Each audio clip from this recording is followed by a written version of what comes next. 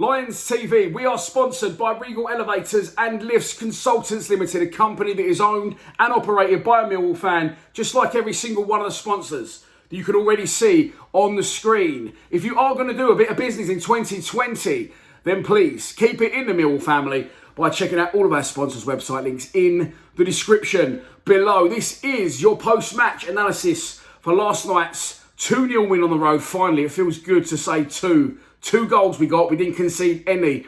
A win at Bristol City that Gary Rowett desperately needed. Let's start out by taking a look at the 11 that he did pick to start the match. Okay, so first things first, before we go into the starting 11, I knew I'd get pelted yesterday if we won. I didn't think we'd win. Let's have a little recap on what I did say, though. I did say I wanted Rowett out. I specified the reasons I wanted Rowett out. And to be honest, you know, I'll back him. As I said all the time, he's in charge. I'm not going to keep on about it.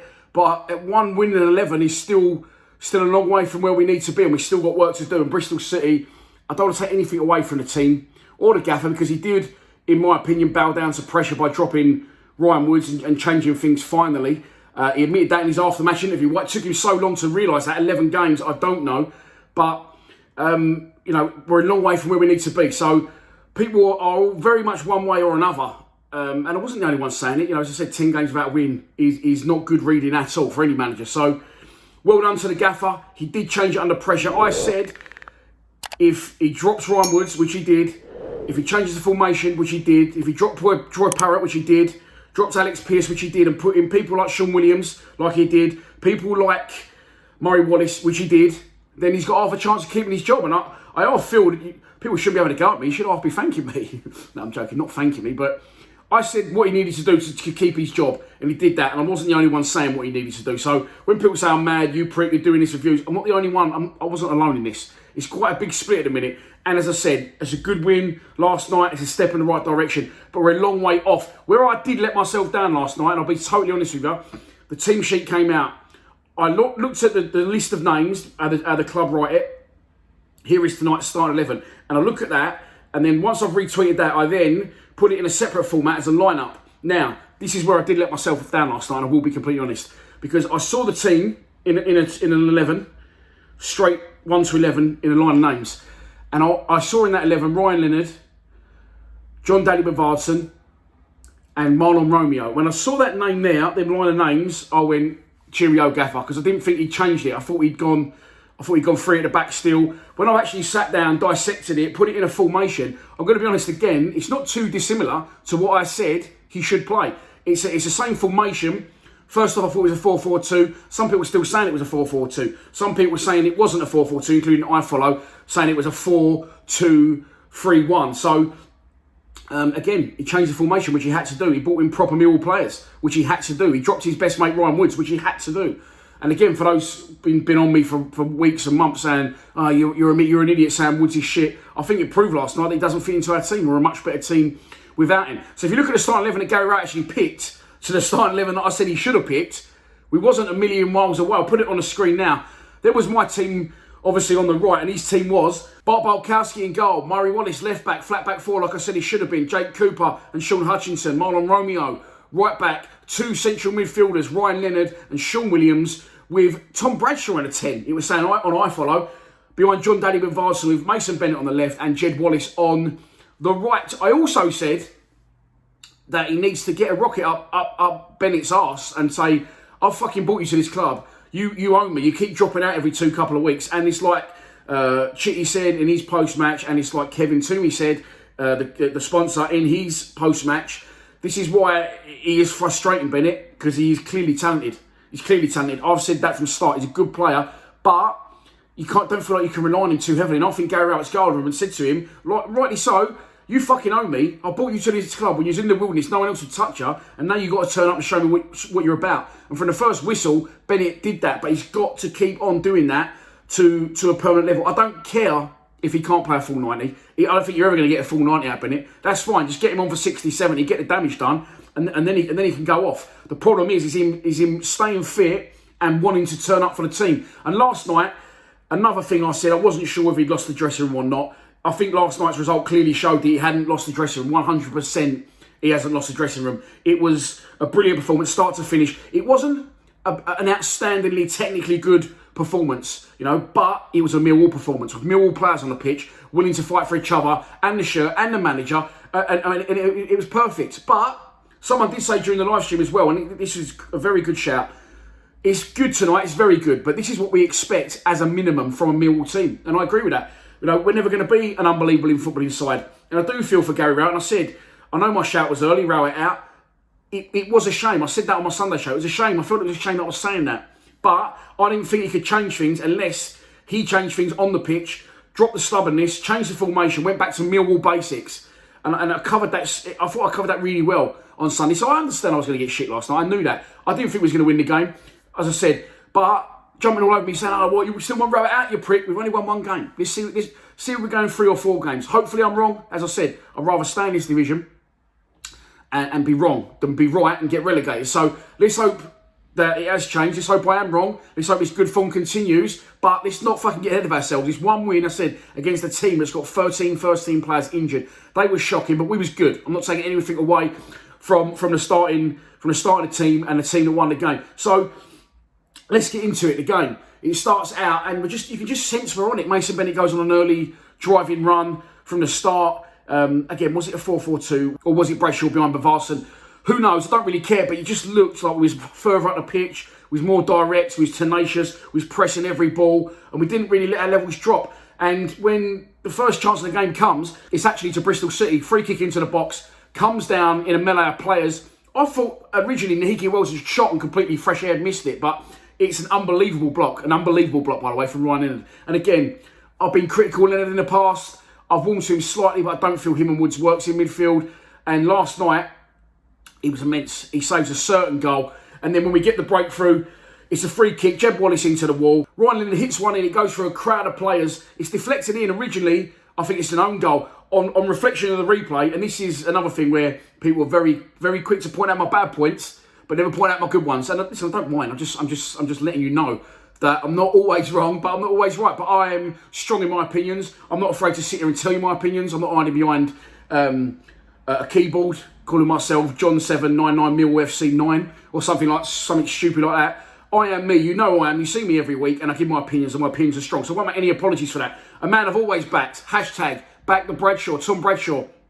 I'll go back to it. I've covered it a million times, and I'll be as quick as I can. Which I'm not very good at that though when I do videos. Bradshaw scored goals under Harris and a Harris side because we played 2 up top. He played for the knockdowns off the big man, and as a result, he scored 7 goals in 7 games in the Championship for our football club, which means he is a proven goal scorer at this level for our football club. Harris leaves, Rowett comes in. Rowett predominantly plays with 1 up top, although I hope he's learned his lesson there after last night. And if you're a Gary Rowett striker, you've got to drop deep. You've got to play with your back to goal. You've got to link play. You've got to run channels. That isn't Tom Bradshaw's game. He is a poacher. And last night, that was a fucking phenomenal finish. He's come at pace. He's not got long to think about it. It's a reaction. It's a flick on. It's a poacher's finish. Opens up his foot and just redirects it. He meant that. I'm telling you 100% he meant that for those saying, oh, he's got a touch like a trampoline. He's just lost control. It's a great finish from Bradshaw. And I have dug him and Mason Bennett out recently for their... well, I say they've got a holiday home. They haven't obviously got a holiday home, but usually one gets injured for a week. Then he comes back, the other one gets injured for a week. So I'm assuming they've gone quids in on a holiday home in Alicante, and they're taking turns over there to get the painter in and get the pool dug out. But they're players that both frustrate me because I feel for Bradshaw. Bennett frustrates me for a separate reason. I feel sorry for Bradshaw more than he frustrates me because he can score goals. He does work hard. He is a Millwall type player. He's a poacher, but he doesn't ever get any service into the box. So Bradshaw puts us in front. It's a brilliant goal. And we're 1-0 up. After that, it's almost not a carbon copy of a free kick. Very, very similar. The wall moves, which is the problem, the free kick. He's struck, the wall moves, Bolkowski gets down. Again, if it had gone in, I would have been complaining because he's been done at his near post. But the wall did let him down, but I don't know if it's in the wall, but they've turned their back. Never do that. It's gone through the gap that they've left. But Bolkowski, wow, what a fucking save. Unbelievable. He's plucked that one out, and if you've seen the Hawkeye replay, 3/4 of that ball is over the line, and 25% of it isn't. So brilliant save by Barton. Rightly so, it wasn't given. So, one brilliant save and one brilliant block from Leonard. We could have gone in at half-time, a very different story, albeit without Bristol City creating hardly anything in the game. So we did well. We got to half-time. We come out the second half, and it died down a little bit, which is always expected. to be the case. But when we break away, and Mason Bennett, by the way, missed one just before half-time. He's got to get his body over that and steer it on his right foot. He tries to kick it with his left foot, lets it run across his body. I don't know what he was doing, but it didn't matter. Again, Ryan Leonard wins the ball, tenacious, very high, very impressed with Leonard last night, and he releases Mason Bennett. Mason Bennett shows you what he's capable of. That is not usually a goal you'd see a Millwall-type player score. A Millwall player score. I used to say all the time, you see goals go in on the Championship, on the EFL, the Quest, whatever it is, and you go, why can't we score a goal like that? It's brilliant. He cuts in with intent. He's only got one thing in his mind. That's to cut in from the left and get a shot away and try and put something on their goalkeeper, which he hasn't done enough of recently, in my opinion. And again, I strongly believe Gary Rowett sat him down and said what I've said earlier. He's got a rock up his arse and said, Mason, this is last chance saloon for you. You've got to fucking, book you to the club. You've got to give me something back here.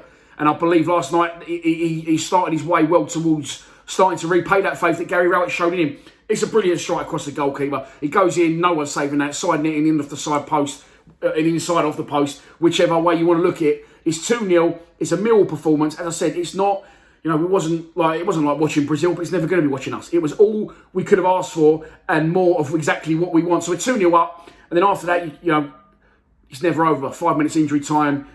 Could they come back into it? We've seen it done so many times before. Let leads slip.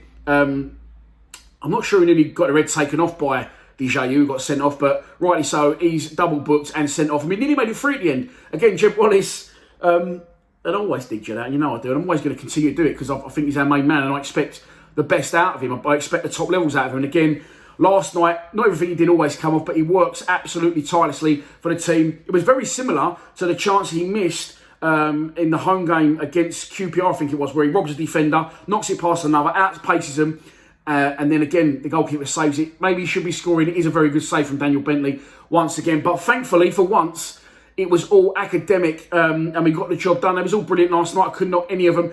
I will say, going through the team, Murray Wallace was outstanding. The back two always are. Marlon Romeo I don't rate, we know that. Although I felt he did okay yesterday defensively.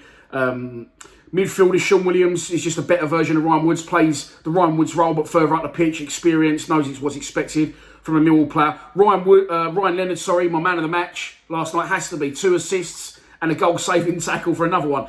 Ryan Leonard has to be the man of the match, which would have been harsh on Bennett on the left, which would have been harsh on Tom Bradshaw, who I also thought could have been man of the match, worked tirelessly. Jed on the right does what he does, works his socks off. And up front, Bavarsson.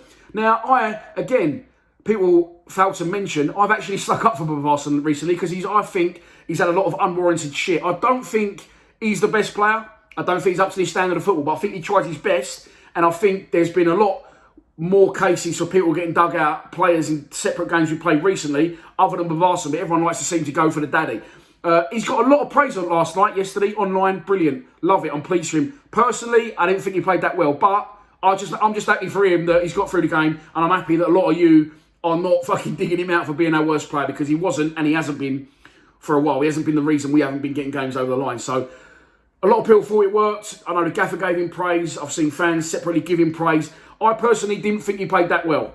And, I think if Rowett wants that man to be to be a main striker on his own, hold play up, bring others in, I think probably, in current circumstances, Troy Parrott's your man for that until Zohor gets fit, if and when that ever is. But listen, we're back in the game, or are we? I told this video back in the game, and people saying, "Oh, you're saying sack him yesterday? It's only one game. How can you say back in the game?"